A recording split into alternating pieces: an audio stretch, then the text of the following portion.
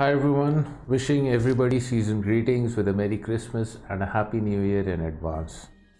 And welcome to the next part of Alan Nemzovich, My System.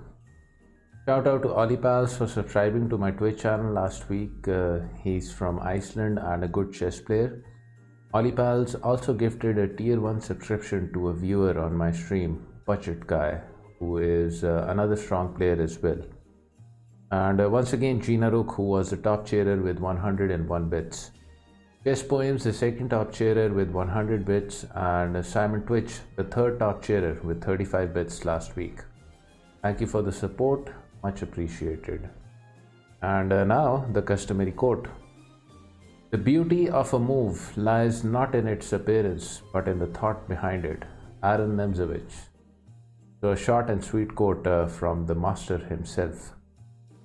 And now just a review of the last part where we went through an example of wrong and unmotivated exchange and some examples of how to meet the advance of an enemy center. So now moving on from where we left off, further into the book, Nemzovich discusses about surrender of the center with an illustration. So let's go through it. And we have e4, e5, knight f3, knight c6, and d4, the Scotch game. And now e takes on d4. If instead black goes with d6 over here, then according to Nemzovich, it would be uncomfortable for black since the king's pawn or e pawn falls after the continuation. D takes on e5, d takes on e5, queen takes on d8, check. King takes on d8, and black has lost the right of castling, and with it a convenient means of connecting the rooks. So instead, e takes on d4, knight takes on d4, and with knight f6 we have the Schmidt variation of the Scotch game. Now knight takes on c6 and b takes on c6, and Nemzovich writes, here, possible attempts by white to demobilize the knight by say e5, which is the Mises variation of the Scotch game, can be met with the following continuation: knight e4, bishop d3, and d5. And another line to take note of is the one played in modern times after e5, where we have queen e7, pinning the e pawn to the defense of the white king. So now queen e2, breaking the pin and threatening the knight on f6. As such, knight d5, e4, and bishop a6. But in Nemzovich's illustration, we have this position, of which he writes, with this, black will have solved only a part of his problem, namely the little problem of how to develop his king's knight, but not the larger problem of the center as such. To this end, the following postulates are necessary. Number 1, if one has allowed the enemy to establish a free mobile center pawn, the latter, which is the mobile pawn, must be regarded as a dangerous criminal. Against him, all our chess fury must be directed, so that the second postulate follows at once. Number 2, such a pawn must either be executed or be put under restraint. Accordingly, we condemn the criminal either to death or to imprisonment for life, or we can pleasantly combine the two by say first condemning him to death, then commuting his sentence to life imprisonment. Or what is the commoner case? We keep him under restraint until he is quite impotent, and then show our manly courage by executing the death sentence. So some fearsome words by Nemzovich. So first, Nemzovich gives an illustration of restraint where we have a variation of the same illustration with e4, e5, knight f3, knight c6, d4, e takes on d4, knight takes on d4, and now d6 by black instead of knight f6 as in the previous illustration. So d6, bishop e2, knight f6, attacking the pawn on e4. But now comes knight c3, developing the queenside knight and defending the pawn. Bishop e7, castling, f4, expansion on the king side by white. Rook e8, bishop e3, bishop f6, bishop f8, bishop f3, and bishop d7. And of this position, Nimzowitsch writes, by this process, any ruffianly advance is kept under close observation. White on his side will do all in his power to make the criminal e-pawn mobile. For example, by f4, which has already been played here, and later rook e1 in order to support the e5 push. And Nimzowitsch further writes, each side has completed its mobilization here. White will try to force e5. Black is to prevent this advance. This situation gives rise to most interesting struggles, and we recommend the student to practice himself in contests, playing in turn for and against the center, for this will strengthen his positional insight. Such training will be valuable. The restraining process is not easy, and to kill off the mobile center pawn seems simpler, though cases when this is feasible do not very often occur. And now Nimzowitsch gives an illustration of execution or killing of the mobile pawn,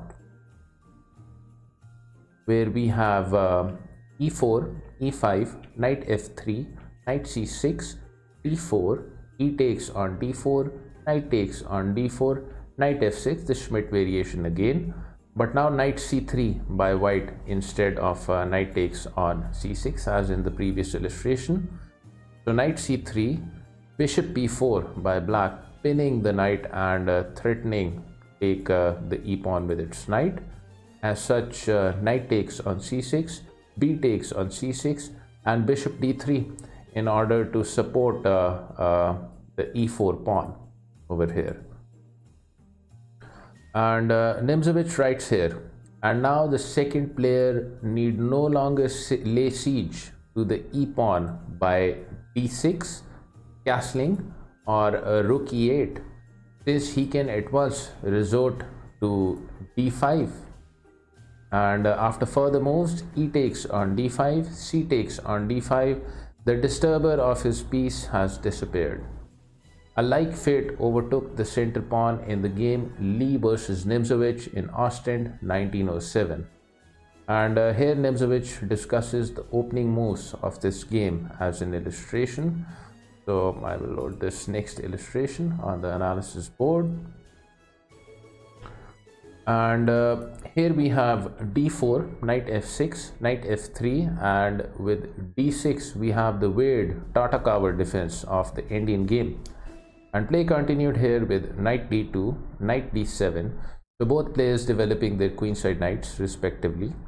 e4, e5, c3, bishop e7, bishop c4, castling, e takes on d4 by Nimzowitsch, c takes on d4, and now d5. And regarding this move d5 by black, Nimzowitsch writes, and at a blow, the proud e-pawn, despite his freedom and mobility, vanishes, is pulverized.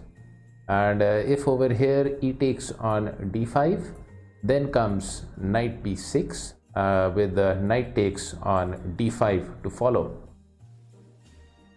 But in the game, bishop d3 was played by knight. So now d takes on e4, which is the killing of the e-pawn as mentioned by Nimzowitsch. So now knight takes on e4, knight takes on e4, bishop takes on e4, and knight f6, of which Nimzowitsch writes. And here is our exchange with consequent gain of tempo. Since the bishop on e4 is now threatened, as such white loses a tempo after bishop d3.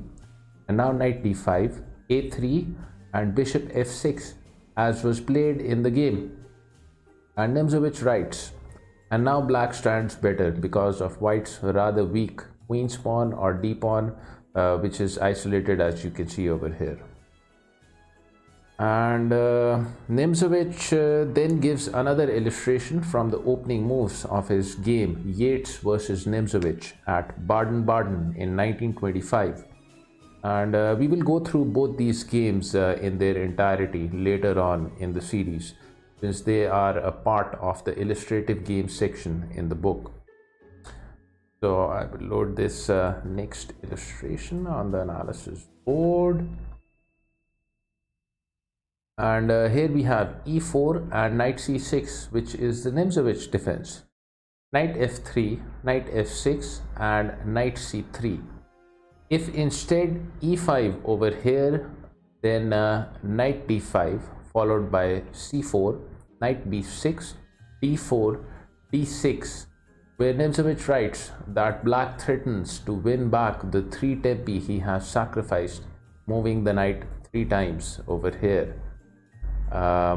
Since e takes on d6 will result in an exchange favoring black after e takes on d6, which opens up lines for the black queen's diagonal and also prepares a bishop e7. Although in this position e6 and f takes on e6 offers attacking chances to white according to Nimzowitsch because of black's doubled up pawns on the e file. And if you put this position in stockfish, then it gives an advantage of over half a pawn to white as well. But in the game, knight c3 was played by white, developing the queenside knight and guarding the pawn on e4. d5 by black, striking at the center. E takes on d5, knight takes on d5, and now with d4 white has established a free center pawn. So then followed bishop f5 by Nimzowitsch, developing the light bishop, a3 and g6. An alternative given by Nimzowitsch to g6 is e6 to restrain white's d pawn, ultimately seizing the d file and keeping the d pawn under close observation. But in the game, Nimzowitsch went with g6 and now bishop c4 by white, threatening the knight, which is attacked twice. As such, knight b6 counter-attacking the bishop, bishop a2, bishop g7, bishop e3 and e5, of which Nimzowitsch writes, black has thus not played to restrain white's d pawn but to kill it. So then followed queen e2, castling by black, d takes on e5 and bishop g4 pinning the knight. And Nimzowitsch writes, and black recovers the pawn with a freer game. And then further into the book, Nimzowitsch discusses about pawn hunting in the opening, which is usually a mistake and only gives an exception in case of center pawns. And regarding this topic, Nimzowitsch writes, since the mobilization of the forces is by far the most important operation in the opening stages, it strikes anyone who knows this as comic that the less experienced player should so eagerly plunge into an utterly unimportant sideline, pawn hunting. This eagerness may be more readily explicable on psychological grounds, for the young player wants to give rein to the energy which smolders in him, which he can do by getting the scalps of perfectly harmless pawns. While the older player is, not loath to show how young he really is. In the event both come to grief, what therefore the inexperienced player, young or old, must take to heart is the commandment, never play to win a pawn while your development is yet unfinished. And to this there is but one exception, which we shall discuss later. We shall begin by showing the best manner of declining a gambit, which we can do very shortly, since we have already considered some analogous cases. And here Nimzowitsch gives an illustration on the Danish gambit in the center game with e4, e5, d4, e takes on d4, and c3, the Danish gambit. Knight c6, c takes on d4 and d5. And after the move c3, Nimzowitsch says that knight f6 is also playable for black or any other developing move, with the exception of course of bishop c5, where black loses at least one tempo on the bishop after c takes on d4, since the pawn is going to threaten the loose bishop. And lastly, black can also go for c6 in this position. And of this move c6, Nimzowitsch writes, it will be noticed that the c-pawn stands in logical connection with the center. And after c6, if queen takes on d4, then d5, e takes on d5, c takes on d5, with the knight c6 to follow, which is going to gain a tempo over the white queen.